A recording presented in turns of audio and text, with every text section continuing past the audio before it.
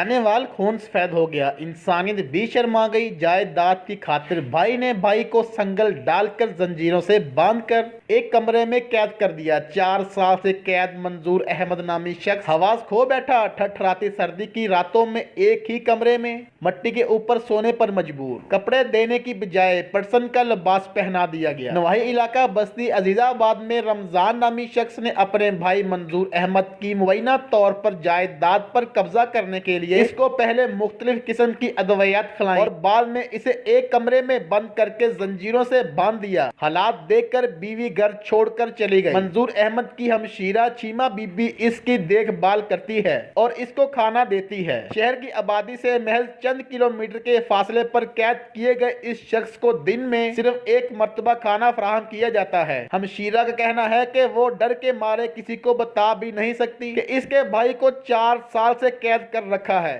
जब मीडिया की टीम वहां पहुंची तो बहुत सारे अजीज रिश्तेदार वहां इकट्ठे हो गए और जुल्म की दास्तान बयान करने लगे। मंजूर अहमद ने ज़हनी तवाज़ुन खोने के बाद कमरे में बड़े बड़े गड्ढे डाल दिए और ठठराती सर्दी और सख्त गर्मियों में बगैर किसी पर्दे और दरवाजे वाले कमरे में जिंदगी के 4 साल गुजार दिए। रिश्तेदारों ने बताया कि इस जुल्म के खिलाफ आवाज उठाने पर जान से मारने की धमकियां दी जाती हैं। पुलिस ने इत्तला मिलते ही कार्रवाई शुरू कर दी।